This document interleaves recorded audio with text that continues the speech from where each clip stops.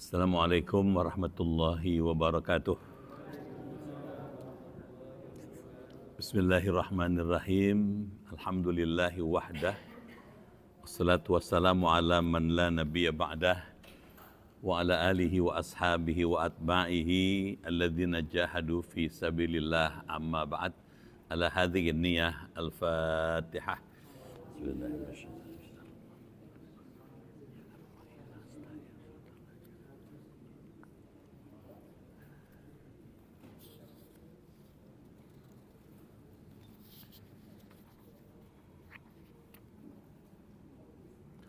Bismillahirrahmanirrahim. Ya Fattahu ya Alim. Iftah abwaba qulubina binuri ma'rifatik wa akhrij alaina min dhulumatil jahli wal wahmi ila nuril fahmi wal ilmi waftah alaina abwaba ilmika kama fatahtaha ala anbiyaika wa ulamaika al mutaqaddimin al mutaakhirin wanshur alaina rahmataka ya dzal jalali wal ikram.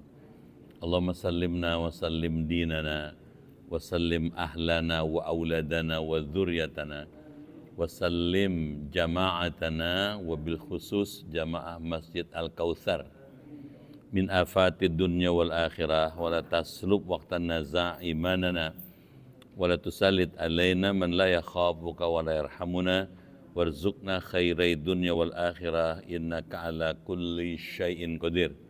Rabbana wafiqna washfi' mardana wasahi as-sadana wa qawi a'malana wahdina subul salam. Rabbana atina fid dunya hasanah wa fil akhirati hasanah wa qina adzaban nar. Walhamdulillahi rabbil alamin. Ma'asyiral muslimin wal muslimat rahimakumullah, yang terhormat ketua dan pengurus DKM Masjid Al-Kautsar, yang terhormat pengurus Yayasan Masjid Al-Kautsar, Bapak Ibu hadirin dan hadirat sekalian, keluarga besar Masjid Al-Kautsar yang dimuliakan dan dirahmati Allah Subhanahu wa taala. Malam ini kita bersyukur dengan rahmat Allah dapat kembali hadir bermuajahah di masjid yang kita hormati ini. Untuk itu saya menyampaikan ucapan terima kasih dan penghargaan yang tinggi atas pilihan Bapak dan Ibu hadir di majelis ilmu malam ini. Saya doakan semuanya sehat, panjang umur, kuat iman, giat beribadah, banyak rezekinya, maju usahanya, hidupnya berkah, keluarganya sakinah, dan bisa husnul khotimah. Malam ini kita akan melanjutkan kembali kajian ilmu tauhid dari kitab Jauharatut Tauhid pada halaman 107, baris ketiga dari atas.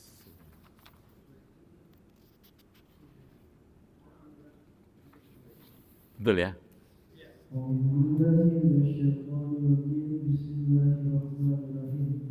Yang kedua, sifat siddiq artinya bahwa Rasul itu benar ucapannya. Segala yang diucapkannya itu mutawaqah, jujur. Cocok Dengan buktinya, baik dalam keadaan resmi, yaitu pada waktu Rasul mengatakan pada kejadian yang lalu dan yang akan datang, atau dalam keadaan tidak resmi seperti perkataan Nabi sewaktu menjawab sebagian kafir yang mengatakan bahwa aku akan membunuhmu di atas kuda ini. Lalu Nabi menjawab, bukan begitu, tapi aku yang akan membunuhmu di atas kuda itu. Maka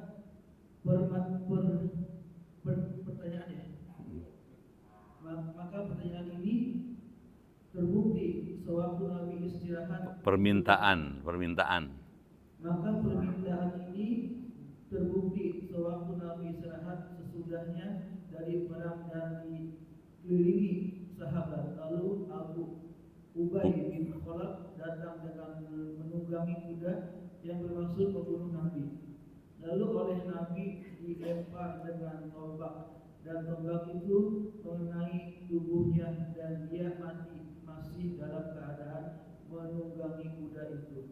Dalil yang menyatakan bahwa Rasul itu mempunyai sifat sidik, yaitu Allah membenarkan mukjizat untuk memperkuat kebenaran Rasul, seolah-olah Allah berfirman, "Shadaqo abdi bima yablughu anni." Allah sudah menempatkan bahwa apa-apa yang dikatakan oleh Rasul itu adalah benar. Maka jika Rasul itu berbohong, maka akan merambat kepada Allah. Maksudnya bahwa Allah telah membenarkan yang bohong, berarti Allah juga sudah berbohong. Sedangkan mustahil Allah itu berbohong, maka wajiblah adanya sifat sidik itu bagi Rasul. Ya. Terus? Yang ketiga, sifat fatonah, artinya pintar. Yang dimaksud dengan pintar di sini yaitu jangan lincah. Yaitu cekatan. Cekatan ya. Ya, cekatan. Lincah. Jenius dalam mengalahkan musuh. Tidak loyo. Tidak loyo yang akan kalah oleh musuh. Ya. Bapak yang dimuliakan Allah, kita simak apa maknanya. Jadi kitab ini selain menjelaskan tentang sifat-sifat Allah, juga melengkapi dengan menjelaskan sifat Rasul. Ya. Sudah kita bahas pada kajian-kajian sebelum ini, Allah punya 20 sifat yang wajib. Allah punya 20 sifat yang mustahil. Allah punya satu sifat yang jaiz, sudah kita bahas. Juga sudah kita bahas terakhir tentang sifat Rasulullah. Nah sekarang yang kedua, ada 4 sifat Rasulullah yang wajib melekat pada diri Rasulullah. Yang kedua, sifat siddiq. Artinya bahwa Rasul itu benar ucapannya. Gitu. Jadi Nabi Muhammad itu siddiq, benar, ngomongnya benar. Karena ngomongnya benar, maka dipercaya. Gitu. Bahaya kalau Nabi bohong. Gitu. Segala yang diucapkan itu mutabaqah, cocok katanya dengan buktinya. Jadi apa yang diucapkan sesuai dengan kenyataan. Itu namanya siddiq. Baik di dalam keadaan resmi, yaitu pada waktu Rasul mengatakan pada kejadian-kejadian yang lalu dan yang akan datang. Kalau kejadian yang lalu bisa dimengerti, ya akan datang. Rasul bisa ngasih tahu gitu. Atau dalam keadaan tidak resmi, seperti perkataan Nabi sewaktu menjawab sebahagian kafirin yang mengatakan bahwa aku akan membunuhmu di atas kuda ini. Lalu Nabi menjawab, bukan begitu katanya. Tapi aku yang akan membunuhmu di atas kuda ini, katanya. Di atas kuda itu. Maka permintaan ini terbukti sewaktu Nabi istirahat. Sesudahnya dari perang dan dikelilingi sahabat. Lalu Ubay bin Khalaf datang dengan menunggangi kuda yang bermaksud membunuh Nabi. Lalu oleh Nabi dilempar dengan tombak dan tombak itu mengenai tubuhnya. Dan dia mati masih di dalam keadaan menunggangi kuda itu. Nah, jadi gini, kita lihat ini sekarang.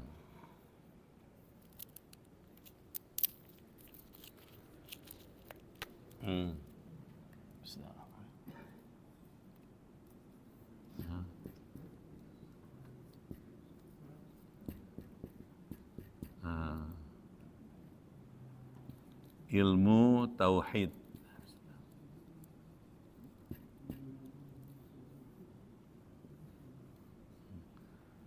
Ilmu tauhid seperti sudah kita tahu, dia juga menjelaskan tentang Allah.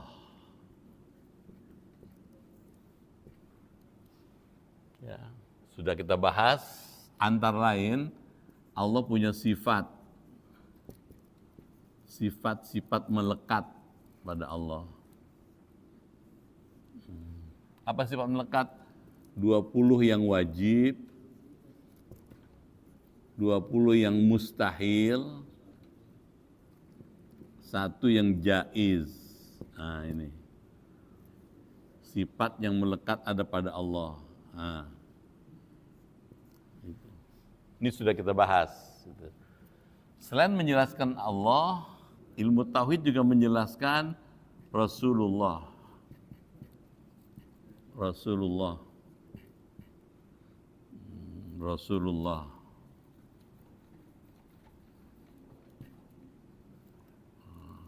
Seperti hanya Allah, Rasulullah juga punya sifat, gitu ya. Ada sifat-sifat Rasulullah. Sifat Rasulullah ada 4. Orang sudah tahu sebetulnya, tapi nggak apa-apa. Namanya membahas kan. Ada sifat, ya Allah, Rasulullah punya sifat amanah. Dipercaya.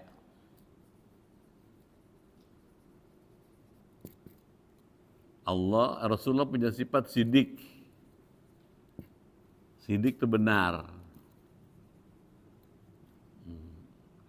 Rasulullah punya sifat tabligh, ya. Fatonah. Fatonah itu cerdas. Dan yang keempat tabligh, menyampaikan. Ini sudah kita bahas sebelum Ramadan. Yang barusan dibaca, yang ini sekarang. Rasulullah punya sifat sidik. Sidik itu benar. Pertanyaannya, apa yang dimaksud sifat sidik, sifat benar? Benar adalah kesesuaian antara ucapan dengan faktanya, gitu. Ya, antara yang diucapkan dengan buktinya, gitu.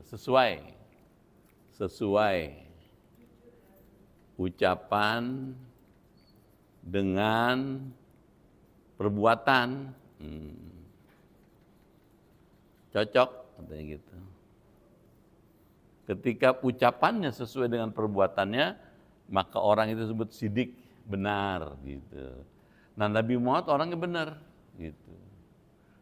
Ini menjadi dasar kenapa kita percaya sama Nabi. Ini menjadi dasar kenapa kita mau mengamalkan hadis Nabi, gitu. Karena kalau Nabi nggak benar, kita nggak mau ngamalin dong. Bapak Ibu sholat tadi, sholat Isya, sholat Maghrib, itu kita melakukan sholat Isya, sholat Maghrib, sholat Subuh, Zuhur, Asar, karena percaya kalau Nabi benar, gitu. Jadi ini sifat ini menjadi dasar kenapa kita mau ittiba'un Rasul, ittiba'un sunnah. Dasar mengikuti Rasulullah. Gitu. Ini dasarnya ini. Jadi ilmu tauhid itu menjadi basis dasar dari ilmu fikih. Misalnya kita sholat, kan ilmu fikih kan? Diam aja nih. Belum pada minum jangan-jangan. Ya. Ilmu fikih itu sholat misalnya, puasa itu ilmu fikih. Tuh. Kenapa kita puasa? Dimulai dari terbitnya matahari, terbitnya fajar sampai tenggelam matahari. Min tulu'il fajri ila ghurubis syams. Dari terbit fajar sampai terbit matahari, sampai tenggelam matahari. Kenapa kita ngikut itu puasa? Nyontoh Nabi. Gitu. Nabi begitu ngajarinnya, maka kita nirunya. Gitu. Bapak Ibu tadi sholat Isya, waktu sholat angkat tangan, takbir Allahu Akbar. Kenapa kita angkat tangan? Karena Nabi sholatnya angkat tangan. Kenapa kita percaya? Karena kita yakin Nabi orangnya benar, gitu. Jadi belajar sifat-sifat ini menjadi sebab kenapa kita mau mengasalkan ibadah. Tuh, ya. Dasar melaksanakan ibadah. Itu. Nih. Makanya dikatakan oleh Syekh Ibrahim Al-Laqani, ilmu tauhid adalah pokok dari seluruh ilmu. Sebelum orang belajar fikih, sebelum orang belajar akhlak, ya belajar dulu dong tauhid. Karena ini dasarnya, gitu. Ya. Nanti kita bahas ini. Nanti kita bahas yang ini. Jadi dasar inilah menyebabkan kita mau ibadah, gitu. Kita dengan senang hati ibadah, karena kita percaya Rasulullah orangnya benar, gitu. Gak pernah bohong. Dari lahir sampai meninggal. Itu bedanya kita dengan Rasul. Kalau kita sekali-sekali bohong, diam aja. Sekali-sekali. Malah ada yang bohongnya nggak kehitung. Gitu. Jadi dasar ibadah karena dari sini nih, karena kita percaya Nabi benar orangnya. Gitu.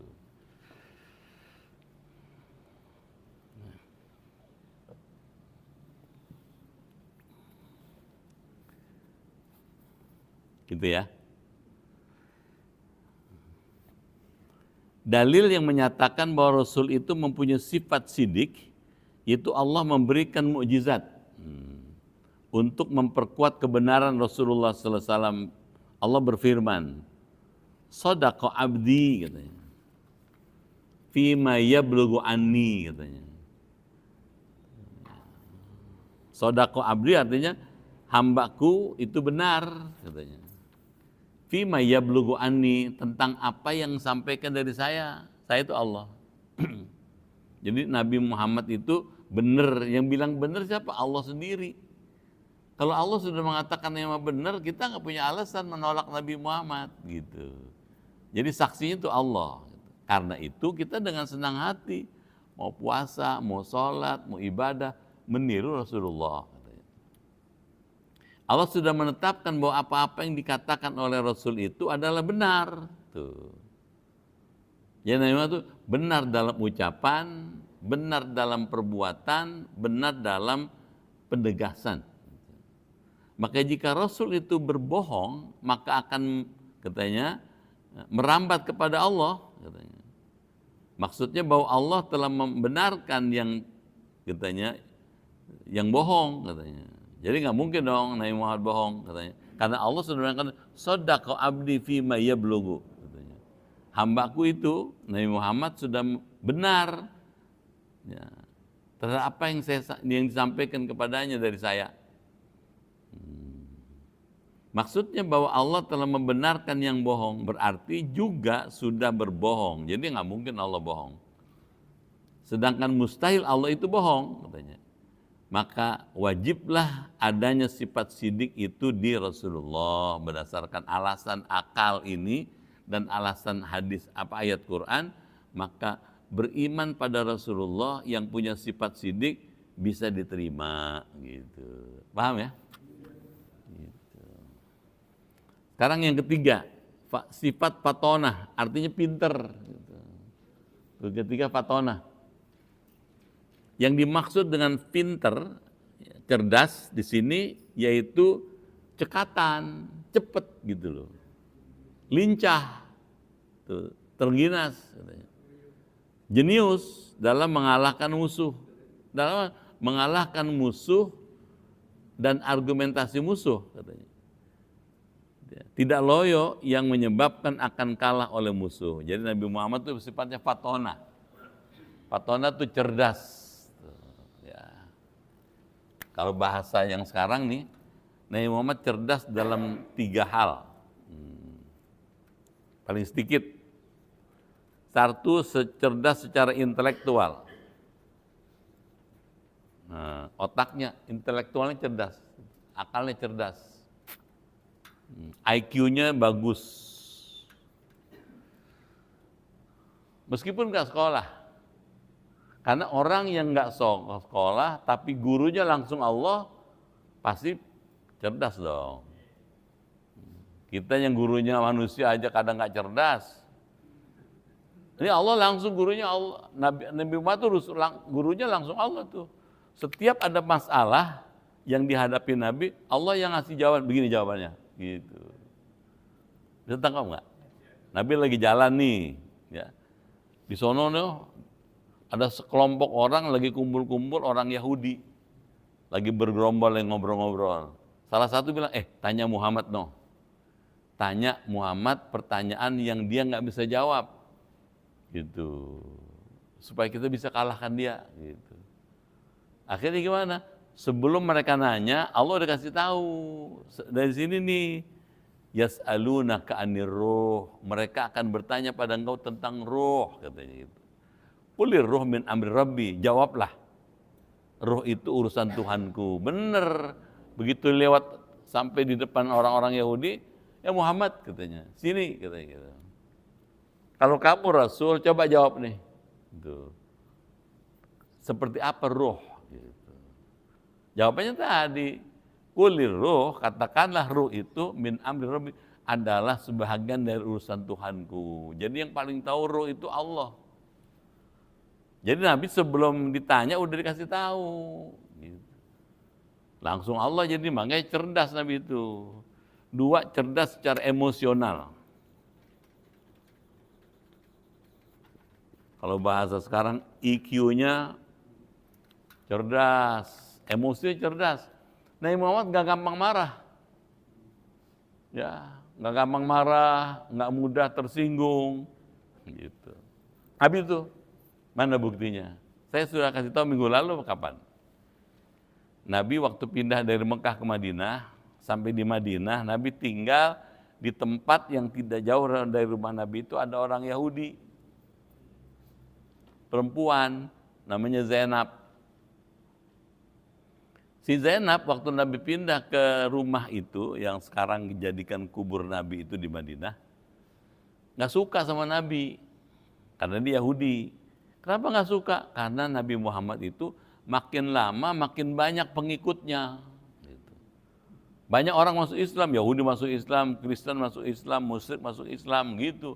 Nggak suka nih si Zainab nih, gitu.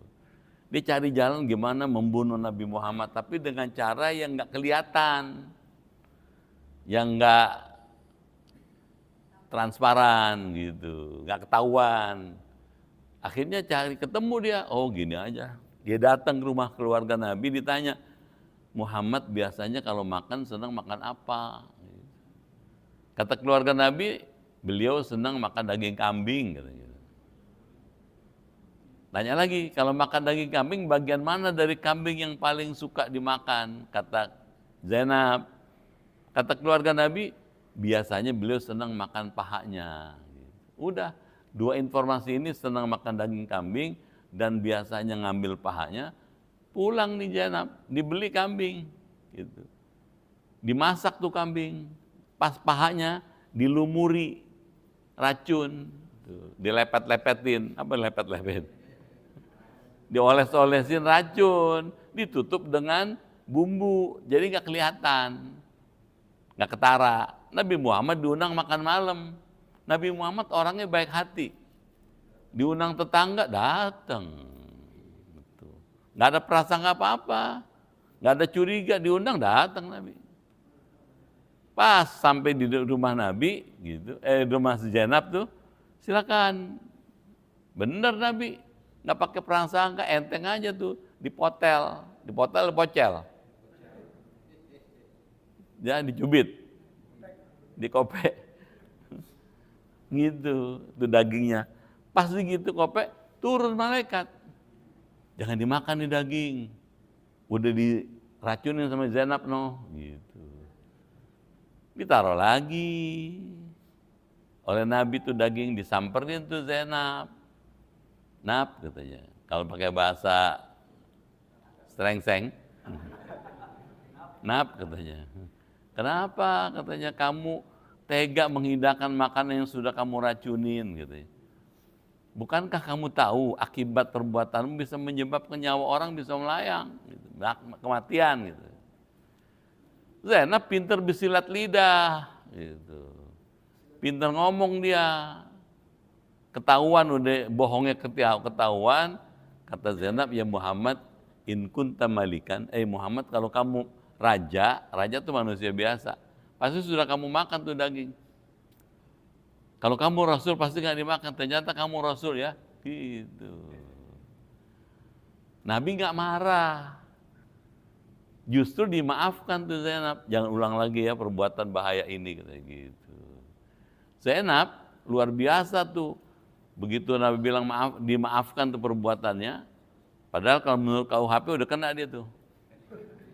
Ya kan? Sudah ada buktinya, ada niatnya. Mesti kena dia, mesti kena ketangkep. Ada percobaan pembunuhan namanya. Zainab dimaafkan sama Nabi, akhirnya apa? Zainab masuk Islam. Baca syahadat dia. Kenapa? Kagum. Belum pernah ada orang seperti kamu katanya. Seperti Rasulullah. Mau dibunuh, yang mau bunuh diampunin, dimaafin. Oh, luar biasa gitu. Kenapa? Nih, emosinya cerdas Nabi itu gitu. Dan Nabi juga cerdas secara spiritual. Nah, SQ-nya cerdas tuh. Gitu. Jadi kalau pembahasan itu kita sederhanakan, Nabi memang cerdas. Nah, orang seperti ini pantas diikutin gitu. Karena cerdas. Coba kalau Nabi Muhammad berangasan, susah ngikutinnya, Pak. Tahu nggak berangasan? Contohnya lagi nih. Berangasan.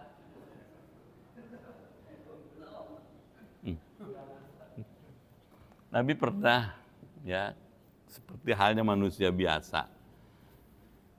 Sekali waktu nggak punya uang gitu. Ketika nggak punya uang, kan butuh uang cash, uang kontan gitu. Dulu nggak ada ATM. Jadi gimana dong? Nggak ada pilihan lain kecuali minjem. Minjemnya kepada siapa yang paling gampang? Tetangga. Tetangga kebetulan Yahudi lagi. Kalau tadi Zainab, sekarang laki-laki. Nabi datang ke rumah si tetangga Yahudi itu bawa duro, bawa baju besi. Orang kalau perang kan pakai baju besi itu, pakai baju yang untuk memelihara keselamatannya. Datang ke rumah orang itu bawa duro. Gitu. Kata Nabi, bisakah engkau meminjamkan aku sejumlah uang? Gitu. Sekian, katanya. Kita sepakati kapan bayarnya. Gitu. Udah, setuju. Boroknya itu, baju besinya itu diambil sama si Yahudi, uangnya dikasih kepada Nabi. Gitu. Apa yang terjadi? Belum sampai jatuh temponya, gitu. Nabi lagi duduk tuh bersama Umar bin Khattab, ada Abdurrahman bin Auf, ada macam-macam sahabat-sahabat besar di satu tempat. Tiba-tiba Yahudi dari luar teriak, "Ya Muhammad, aina dainuk?" katanya. Muhammad, mana utangmu? Coba, Bapak bisa bayangin, orang nagih utang di muka umum beberekan, teriak-teriak gitu. Coba, gimana tuh gitu. Nah, Nabi ketika dipermalukan seperti itu, kata Nabi, bukankah belum tiba masanya saya harus menyelesaikan utang saya sebagaimana kita sepakati? Apa jawabnya? Anta kadzab. Kamu pembohong ya? Gitu. Coba, kan kalau kita makin mengkelap dong. Gitu. Nabi nggak marah. Gitu. Yang marah justru sebelah Nabi nih, Umar bin Khattab. Umar bin Khattab melihat orang itu bikin malu Nabi, dia bangun mau cabut pedang. Dipegang bahunya, dahu ya Umar. Tahan Umar, tahan. Tuh, biarin, itu haknya dia menagih meskipun belum jatuh temponya. Gitu. Nah, sikap Nabi yang melarang Umar bin Khattab melakukan kekerasan justru mengakibatkan si Yahudi itu maju ke depan. Tadi di luar, maju ke depan dia. Sampai di depan Nabi, baca 2 kalimat syahadat. Tuh. Masuk Islam gitu. Umar makin beringas. Kenapa tadi kamu bikin malu Nabi? Sekarang justru mengucapkan syahadat, katanya gitu. Karena kata si orang itu, qara'tu fit Taurat. Saya baca dalam kitab Taurat ada ayat yang menjelaskan sifat Nabi akhir zaman. Salah satu sifatnya tidak marah, dipermalukan di muka umum. Barusan beliau membuktikan kebenaran itu. Saya yakin nih Rasul yang disebutkan dalam Taurat masuk Islam. Coba kalau Nabi berangasan. Umar bin Khattab bilang libas. Bisa habis orang. Bisa buras orang. Tuh. Jadi kalau gitu mana? Itu karena Fatonah itu cerdas tuh. Jadi cerdas, emosinya cerdas, spiritualnya cerdas gitu. Nah yang begitu pantas diikutin. Jelas? Gitu katanya. Ya, cekatan, lincah, jenius dalam mengalahkan musuh, tidak loyo yang menyebabkan akan kalah oleh musuh. Jadi kuat Nabi Muhammad itu. Baca lagi deh. Wa misluha tadribuhum bima atau wa yastahilu udduha kamara. Dan seperti sifat-sifat yang wajib di Rasul. Begitu juga sifat tabliknya Rasul, jelasnya sifat wajib di Rasul yang keempat yaitu sifat tablik, yang artinya menjelaskan dan menyampaikan segala sesuatu yang dimintakan untuk disampaikannya, yaitu seperti Nabi diutus oleh Allah memberi syariat agama Islam dan yang benar diperintahkan untuk menyampaikan ke seluruh umat manusia. Maka Nabi wajib menyampaikannya, sebab jika sifat tabligh ini tidak wajib di Rasul, maksudnya ada Rasul yang bersifat Kitman. Atau menyembunyikan sesuatu yang harus disampaikan, tidak menjelaskan. Maka pasti kita semua diperintahkan untuk menyembunyikan ilmu, sebab Allah SWT telah memerintahkan kepada kita untuk taat dan patuh kepada Rasul. Walau wa yastahilu. Setelahnya musonif menjelaskan tentang sifat yang wajib di Rasul beserta dalil-dalilnya, maka setelah musonif dalam bait ini akan menjelaskan tentang sifat-sifat yang mustahil adanya pada para Rasul. Musonif berkata, dan juga mustahil di para Rasul adanya sifat-sifat yang berlawanan dengan sifat yang Empat tadi, sebagaimana keterangan-keterangan yang sudah diriwayatkan oleh para ulama. Nah, dari perkataan musonif yang sudah lewat itu menunjukkan bahwa wajibnya sifat yang empat tidak akan pernah pisah dari Rasul.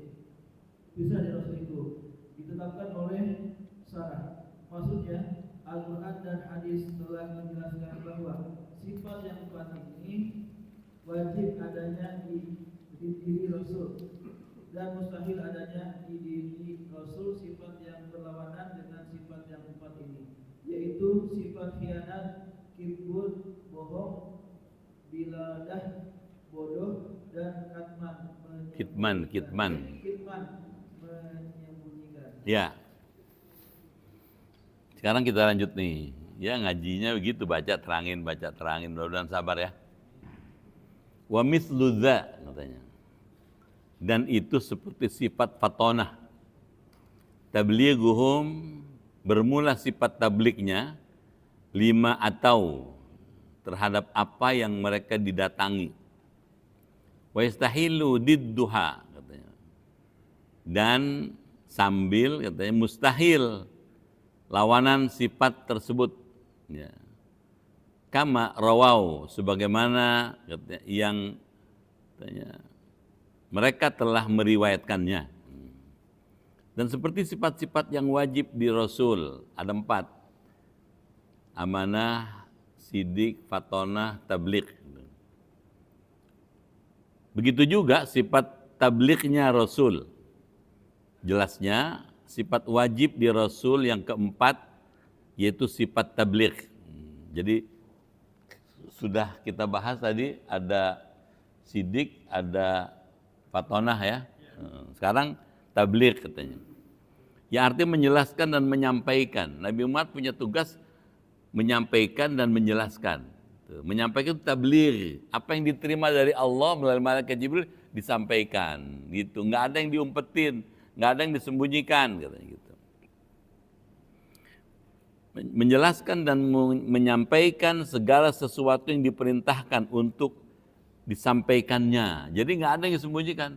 Begitu disampaikan oleh malaikat Jibril, ya begitu isinya. Tuh. Nggak ada yang diumpet-umpetin. Itu namanya tabligh. Yaitu seperti Nabi diutus oleh Allah membawa syariat agama Islam dan diperintahkan untuk menyampaikan ke seluruh umat manusia. Maka Nabi wajib menyampaikannya, katanya. Sebab jika sifat tabligh ini tidak wajib di Rasul, maksudnya ada Rasul yang bersifat kitman. Kitman itu menyembunyikan, nggak mungkin Nabi menyembunyikan. Begitu diterima, begitu disampaikan. Begitu terima, begitu disampaikan. Gitu. Nggak ada dimanipulasi. Gitu. Atau menyembunyikan sesuatu yang harus disampaikan atau tidak menjelaskan, maka pasti kita semua diperintahkan untuk menyembunyikan ilmu. Makanya ilmu itu kalau punya dibagi gitu, jangan terbagi. Sebab Allah Subhanahu wa taala telah memerintahkan katanya kepada kita untuk taat dan patuh katanya kepada Rasul. Qauluhu wa yastahilu, setelahnya musannif menjelaskan tentang sifat yang wajib di Rasul beserta dalil-dalilnya. Jadi Nabi Muhammad nggak mungkin. Jadi ini sifatnya tabligh. Tabligh ini tidak mungkin menyembunyikan, nggak mungkin. Kitman namanya. Jadi semuanya transparan. Apa aja yang diterima dari Allah melalui malaikat Jibril, sampein. Nggak ada yang disembunyikan. Makanya kita terima matang. Terima yang Nabi terima dari Allah langsung. Nggak ada tambahan atau pengurangan. Begitu dari Allah, begitu kita terima. Nah, Nabi menyampaikan yang diterima dari Allah disebut bersifat tabligh gitu. Paham ya? Pertanyaannya, boleh nggak Bapak Ibu punya sifat tabligh? Boleh dong. Bapak Ibu belajar nih malam di Al-Kautsar. Bapak dapat ilmu, Bapak boleh nerangin kepada istri, kepada anak, kepada keluarga. Gitu katanya. Paham ya?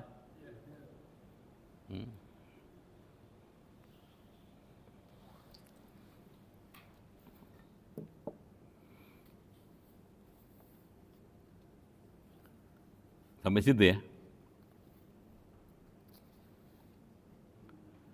Maka sekarang musannif dalam bait ini, masih dalam bait ini akan menjelaskan tentang sifat-sifat yang mustahil adanya di para rasul. Jadi lawan wajib mustahil. Tadi tuh kalau rasul bersifat tabligh, mustahil rasul itu bersifat kitman.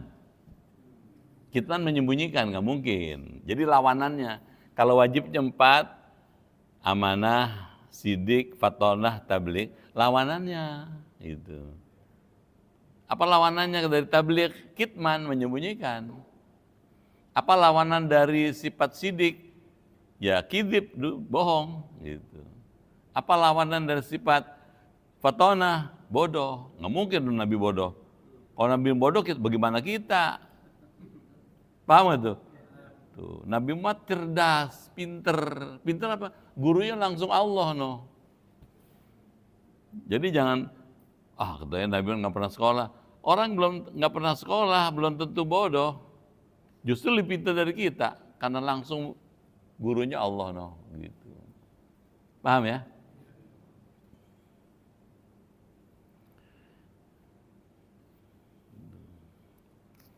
Sebagaimana keterangan-keterangan yang sudah diriwayatkan oleh para ulama, nah dari perkataan musannif yang sudah lewat itu menunjukkan bahwa wajibnya sifat yang 4 tidak akan pernah pisah dari Rasul itu katanya. Amanah, sidik, fatonah, tabligh, nggak bakal lepas, mesti nempel katanya itu. Ditetapkan oleh syara, maksudnya Al-Quran dan hadis telah menjelaskan bahwa sifat yang 4 ini wajib adanya di diri Rasul dan mustahil adanya di Rasul.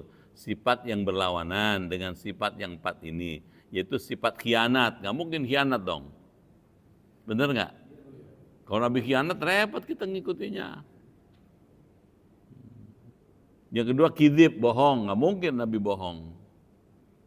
Yang ketiga biladah, bodoh, nggak mungkin Nabi bodoh. Dan yang keempat katanya kitman, menyembunyikan, nggak mungkin Nabi menyembunyikan gitu. Paham? Gitu. Jadi ada sifat yang wajib, ada sifat yang mustahil. Yang mustahil lawanannya gampang kan? Tuh, kalau amanah lawannya khianat. Nah, kita tulis kecil aja nih, khianat. Nggak mungkin Nabi khianat. Kalau sidik benar, lawannya kidib, dusta, bohong. Nggak mungkin Nabi bohong. Kalau fatonah, mustahil Nabi punya sifat biladah, bodoh. Nggak mungkin Nabi bodoh. Kalau tabligh, lawanannya apa? Kitman, menyembunyikan. Nggak mungkin, menyembunyikan. Kitmanun. Nggak mungkin tuh. Karena alasan inilah maka kita mau percaya sama Rasul. Kita mau ibadah meniru Rasul gitu. Bisa tangkap? Kalau nggak punya basis ini, nggak ada ibadah. Tuh, nggak ada sholat, nggak ada puasa. Karena sholat, puasa, zakat, haji, umrah, sedekah, semuanya berdasarkan petunjuk Rasulullah. Kalau Rasul itu pembohong, tidak bisa dipercaya, nggak mungkin kita ngikut dia. Jelas nggak? Jadi di sini penting ilmu tauhid. Bersyukurlah Al-Kautsar belajar ilmu tauhid ya. Oh betul, kata Syekh Ibrahim itu bilang sebelum belajar ilmu lain, ilmu tauhid dulu, kata gitu. Awwalu wajibin ala kulli mukallafin, katanya, ma'rifatullah. Yang mula-mula wajib pada setiap orang mukallaf itu orang yang sudah memenuhi syarat menjalankan syariat, sudah akil balik, adalah apa? Mengenal Allah. Mengenal Allah ada ilmunya, ilmu tauhid. Tuh. Mempraktekkan ilmu tauhid, ilmu tasawuf. Jadi udah bener nih Al-Kautsar. Tasawuf, tauhid. Kata Syekh Ibnu Athaillah, tasawuf itu intinya tauhid. Kalau tauhid menjelaskan tentang sifat, af'al, perbuatan Allah, maka tasawuf memberi preskripsi, memberi resep, begini caranya, begini menjalankannya, begini prakteknya, gitu. Paham ya? Gitu. Satu lagi deh, sampai wajami'un. Kal akli. Dalam begini muslim akan menjelaskan tentang sesuatu yang sifat jaiz, boleh di Rasul, yaitu jaiz di diri Rasul adanya sifat amrad bisyariyah, yaitu sifat yang bisa kena kepada manusia biasa lainnya, tapi dengan catatan yang sekiranya tidak mendatangkan kepada sifat kekurangan atau menghinakan, seperti jaiz di Rasul makan dan jima menggauli istrinya di waktu halal, yaitu istri yang sudah dinikahi dan bukan waktu saum, haid atau nifas. Rasul makan karena dengan makan akan mempertahankan kesehatan badan. Rasul kawin karena dengan kawin akan melaksanakan berbagai peribadatan serta menjaga keturunan yang sah. Rasul jima karena ingin memperbanyak keturunan orang yang beriman serta untuk mengisi keadaan bumi, karena bumi ini hanya akan diolah menjadi indah oleh manusia. Silahkan lihat tentang kaidah nikah dalam kitab Bihiyahnya Imam Ghazali. Ya, bagus.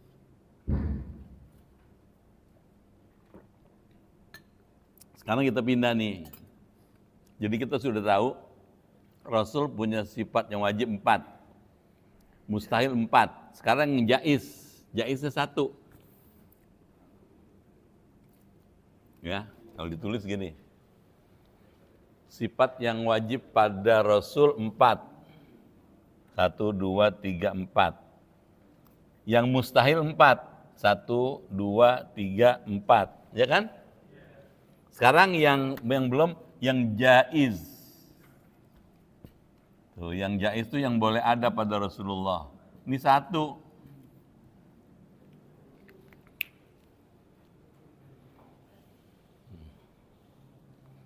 Wa jaizun makna alladzi taqarrara katanya.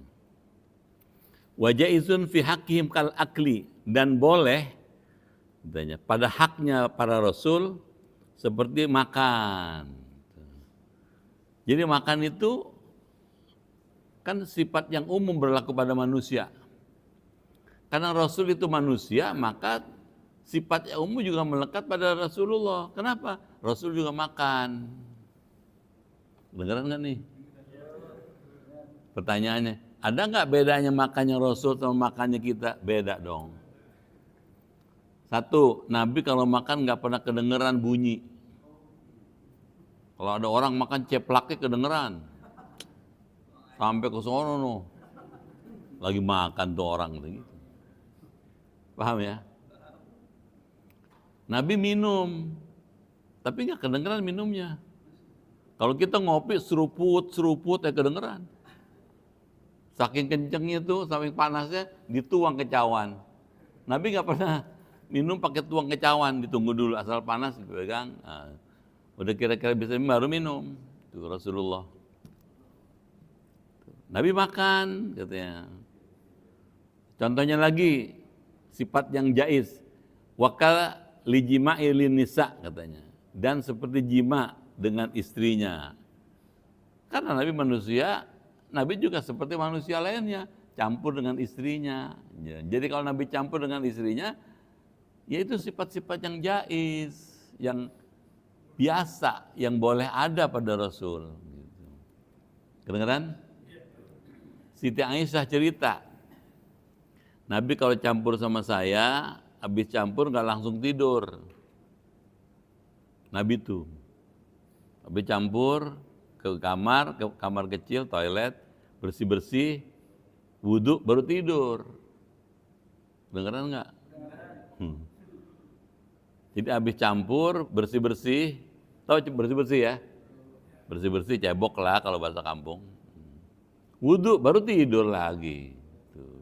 Bangun tidur, baru mandi, gitu. Kedengeran nggak? Itu Nabi. Kalau orang biasa, habis campur kleker aja. Sampai subuhnya telat. Kenapa nggak ngikutin Nabi? Gitu. Jadi beda. Meskipun campur dengan istrinya, tapi beda katanya. Seperti jima pada istrinya dalam keadaan halal. Tuh, kalau lagi haid nggak mau Nabi, kan dilarang. Paham ya? Dalam bait ini, Musannif akan menjelaskan tentang sesuatu yang sifatnya jaiz boleh.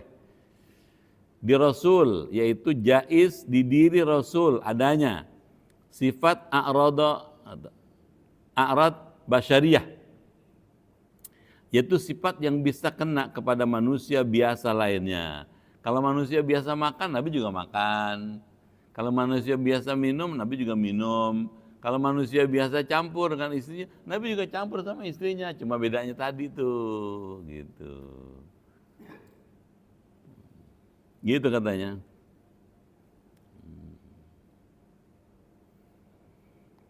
Tapi dengan catatan yang sekiranya tidak mendatangkan kepada sifat kekurangan atau menghinakan. Sama-sama seperti manusia biasa campur dengan istrinya, tapi tidak menghinakan. Tadi tuh ada ritualnya dulu, gitu. Udah selesai Nabi wudhu lagi, tidur baru, gitu. Seperti jaiz di Rasulullah makan, nah Nabi juga makan. Gitu. Kedengeran? Ada hadis bahwa Nabi makan katanya, karena Rasulullah yakulu bisalasati asabi'. Nabi Muhammad SAW dalam hadis katakan kalau makan dengan 3 jari. 3 jari gini. Itu hadis itu dibaca harus dengan lengkap. Baca syarahnya, keterangannya. Jangan baca terjemah langsung aja praktek. Saudara-saudara, Nabi kalau makan 3 jari. Kalau ada orang makan 5 jari, dia tidak ikut sunnah Nabi, bid'ah tuh katanya. Hadisnya nggak salah, cuma cara memahaminya kurang bijaksana. Di mana kurang bijaksananya? Nabi makan, kita juga makan, cuma beda. Kalau Nabi makannya bukan makan nasi, makan tamis. Tamis tuh kayak martabak, kayak empleng. Tau empleng apa enggak? Kan dipocel gini. Gini, cocol. Tuh, ambil dagingnya baru makan. Cocol, ada ini daging makan gitu. 3 jari. Orang Indonesia makan nasi gitu, sayur asem, ikan asin, 3 jari kapan kelar?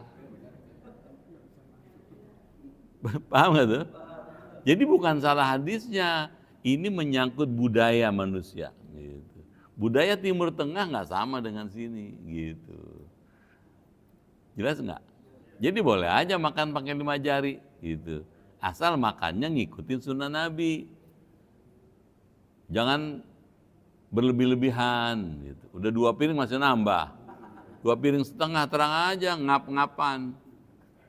Kedengeran ya? Gitu katanya.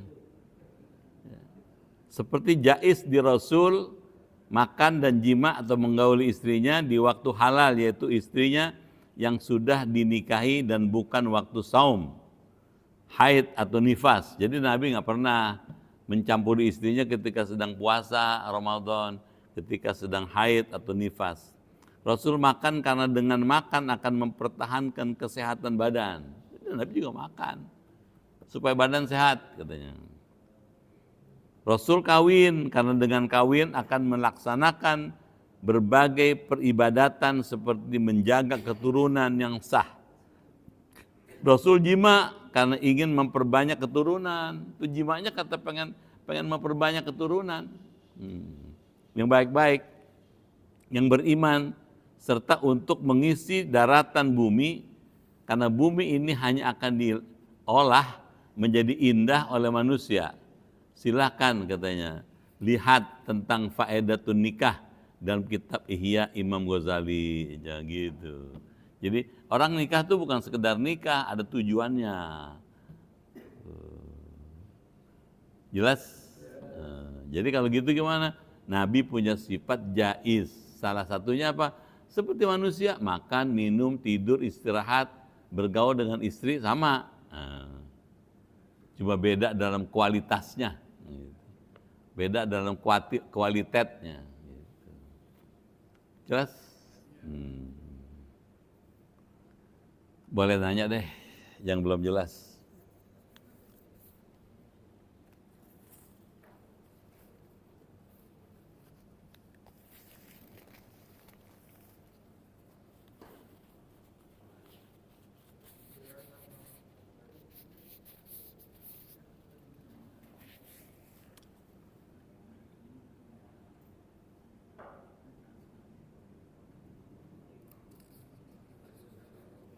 Nggak ada pertanyaan ya? Gampang lah ngaji tauhid mah.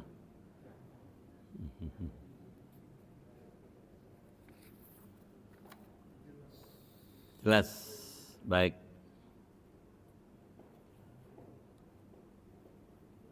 Ya.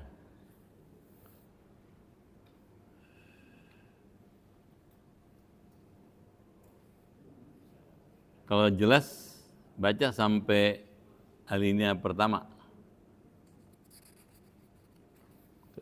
Sampai alinea kedua halaman 112.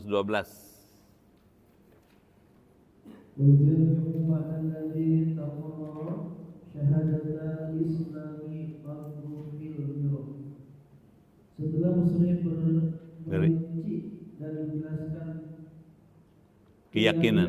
yang 50, yaitu 20 yang wajib di Allah, 20 yang mustahil di Allah, dan 1 yang jaiz di Allah. 4 yang wajib di Rasul, 4 yang mustahil di Rasul, dan 1 yang jaiz di Rasul.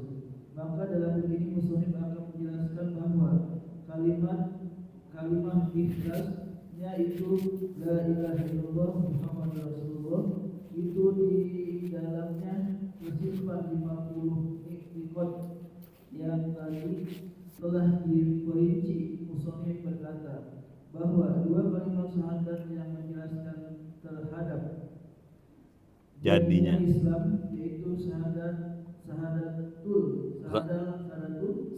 uluhiyah, syahadat uluhiyah dan syahadat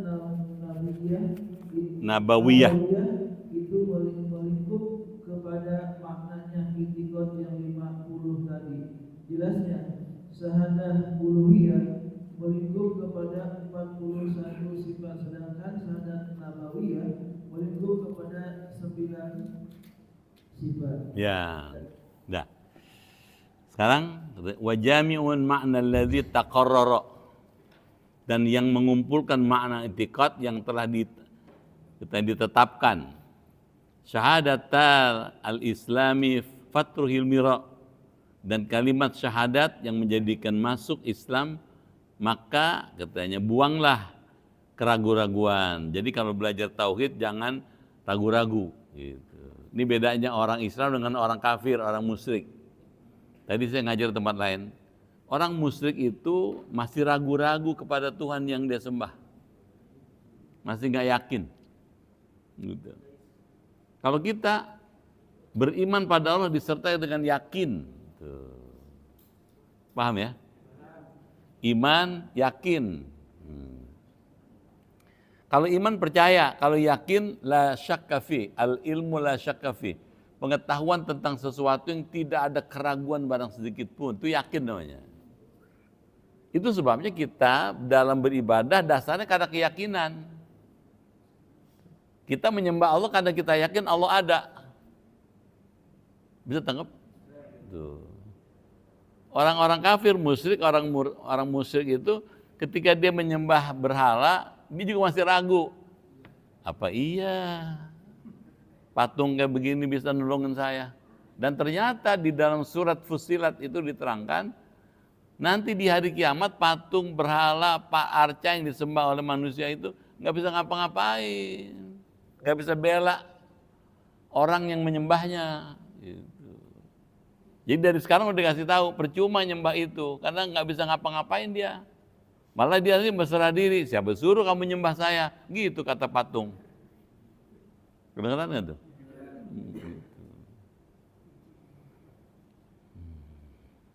Jadi kita lanjut, kita yakin, makanya belajar tauhid itu istilah keyakinan. Jadi ilmu tauhid ini membangun keyakinan.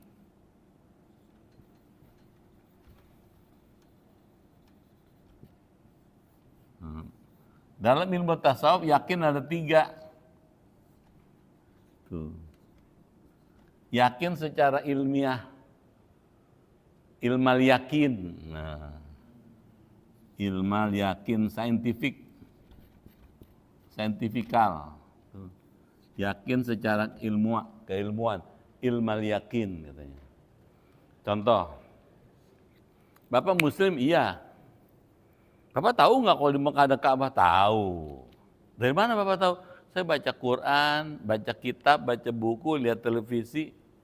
Kalau di Mekah ada Ka'bah, oh kalau begitu yakinnya terhadap informasi bahwa di Mekah ada Ka'bah karena ilmu. Bisa tangkap nggak? Tapi ada orang yang kedua, Bapak Muslim, iya. Bapak tahu nggak kalau di Mekah ada Ka'bah? Saya bukan cuma tahu, saya udah ke sono. Paham nggak tuh? Saya udah ngeliat tuh Ka'bah. Tuh. Kayak apa tuh Ka'bah? Saya udah ngeliat gitu. Nah orang yang seperti ini disebut ainal yakin gitu. Paham ya? Yakin karena ngeliat langsung. Yakin secara visual. Nah gitu. Lihat langsung dia. Bapak Muslim, iya. Bapak tahu kalau nggak di Mekah ada Ka'bah? Saya bukan cuma tahu, katanya. Saya yakin seyakin-yakinnya. Kok bisa yakin? Saya udah ke sono. Malah saya udah pernah cium tuh Hajar Aswadmu, kata gitu. Jadi dia yakin secara hak, hakul yakin, dengan sesungguhnya. Nah, yang namanya yakin secara esensial. Hakul yakin. Kalau orang udah hakul yakin, digoyang seperti apapun tetap nggak berubah. Bisa tahu nggak? Dipengaruhi, diajak, dipaksa, enggak. Saya akan nyembah Allah aja. Kenapa? Yakin. Tuh. Nah, belajar ilmu tauhid supaya yakin. Kalau Bapak yakin ibadahnya mantep nih. Enggak iya apa enggak iya? Enggak, yakin. Gitu. Kalau orang kafir enggak yakin dengan yang disembah. Masa begini disembah? Dia juga ragu. Paham tuh?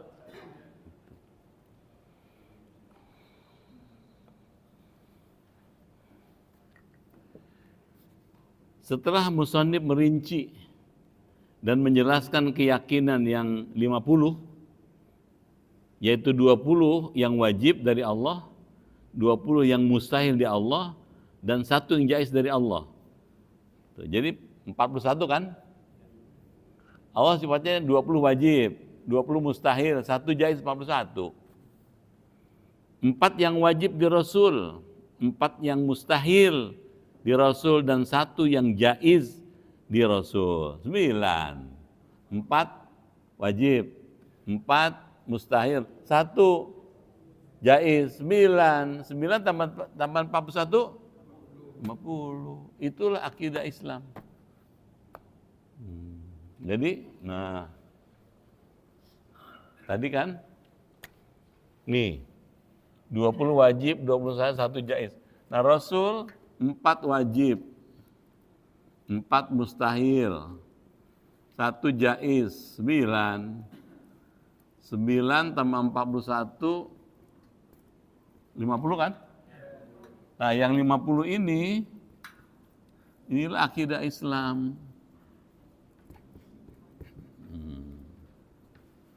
Isinya apa tuh akidah Islam? 1, katanya, syahadah. Nah, rububiyah. Yang ini syahadah nubuwah. Nubuwah atau nabawiyah? Boleh. Nabawiyah. Tuh. Itu aja ilmu tauhid itu. Ya. Maka dalam bait ini katanya musannif akan menjelaskan menjelaskan bahwa kalimatul ikhlas, yaitu la ilaha illallah Muhammadur Rasulullah, itu katanya di dalamnya tersimpan 50 i'tiqad yang tadi telah diperinci musannif katanya. Berkata bahwa 2 kalimat syahadat yang menjelaskan terhadap jadinya Islam, yaitu syahadat uluhiyah, atau uluhiyah itu syahadat rububiyah, asyhadu an la ilaha illallah katanya, la ilaha illallah itu. Dan syahadat nabawiyah itu melingkupi kepada maknanya i'tiqad 50 gitu. Yang asyhadu an la ilaha illallah itu syahadat uluhiyah. Wa asyhadu anna Muhammadar Rasulullah, syahadat nabawiyah. Ketika Bapak bilang asyhadu an la ilaha illallah, 41 tuh sifat Allah udah nempel. Udah belum? Udah ngaji kelar, masa nggak nempel 41? Wa asyhadu anna Muhammadar Rasulullah 9. Sifat Nabi tuh 4 wajib, 4 mustahil, 1 jaiz, 9. Jadi kalau bilang asyhadu an la ilaha illallah wa asyhadu anna Muhammadar Rasulullah, 50 sifat Allah dan Rasul tercakup dalam kalimat itu gitu. Makanya kalimat itu diulang-ulang setiap sholat. Ada nggak? Subuh sekali, zuhur 2 kali, asar 2 kali, maghrib 2 kali, isya 2 kali, 9. Kenapa diulang-ulang? Supaya mantep. Tuh, kan sholat kan bacanya sama tiap waktu sholat. Bener nggak? Yang beda cuma suratnya doang. Fatihahnya sama, cuma suratnya doang. Syahadatnya sama, tasbihnya sama, robik firnya sama. Tuh. Yang beda di mana? cuma di suratnya. Kalau gitu kenapa diulang-ulang? Supaya mantap. Jangan berubah dari tauhid. Tuh. Jelas? Gitu. Dan syahadat nabawiyah itu melingkupi katanya kepada makna i'tiqad yang 50 tadi. Jelasnya syahadat uluhiyah melingkupi katanya kepada 41 tersifat katanya. 41 sifat, sedangkan syahadat nabawiyah melingkupi kepada 9 sifat. 41 9 50. Alhamdulillah. Gitu.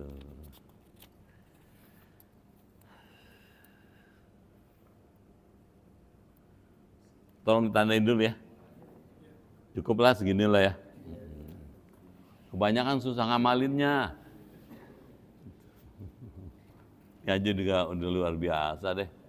Kenapa luar biasa? Tuh ya. Kita kan sedang menghadapi long weekend. Kamis, Jumat, Sabtu, Ahad 4 hari. Bapak Ibu tetap istiqomah nih. Luar biasa. Tuh. Kalau gitu gimana? Ya saya doakan sukses, berkah. Jangan berubah. Sekali Islam sampai kapanpun Islam. Nggak ada pertanyaan ya? Al-Fatihah. Alhamdulillah.